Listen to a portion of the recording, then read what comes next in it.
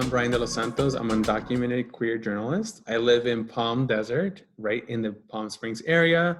I'm an Angelino at heart, but I was born in Mexico. So everything I do is with love of tacos and pan dulce.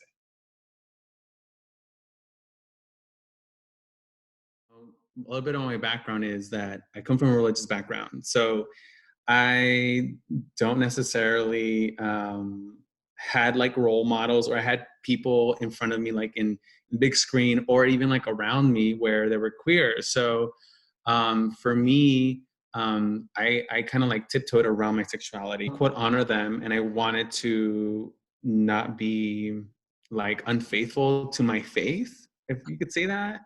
And I wanted to really walk as a Christian and walk as someone who could be an example for my brother, an example for other kids around me. And, you know, at that moment when high school, I was starting to become like a youth leader. And I was really involved in church. And, you know, to be honest, it's one of the best experiences I've had in my life. Like, I loved it. Every ounce of me wanted that pure experience of being like wholesome with God. And I do think that I achieved it. I'm not the type of person who says you cannot have a relationship with God and not be gay. Like, you can be gay and then believe and experience whatever you want, you know? And so for me, it was really kind of like battling with myself inside and being like, okay, Brian, can you be gay? Can you be Christian? Can you be like a leader? Can you, you know, possibly have a boyfriend one day? To walk and you have to unlearn. When I was still morphing myself, or like morphing all the environment around me, I didn't understand what was unlearning. At that point, I think I had to say that I am okay being gay. Like, I had to repeat it to myself, like, I'm gay, I'm queer, like, you know, I can still do this, I can still do that. I think really what helped me was journalism. Um, because at a certain point when I got into the industry as a full-time journalist and not an intern, I saw other people behind me and they started asking me like, oh, like, so how did you get there? Or like, you know, how do you kind of juggle being like Latino and gay and immigrant? And to me, I'm just like, okay, I need to be more proud of who I am.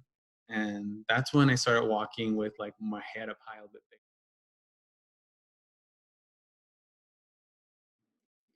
When right before I got married, my husband and we talked, and I had been living in my own world without my parents really knowing where my dream and aspiration were for my family, for my own future.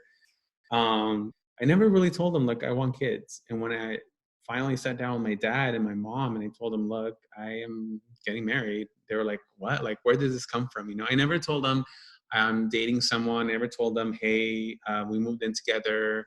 I never told them the steps that normally couples do, you know, to present the man or the woman in their life. So I kind of just dropped it hot and heavy to them.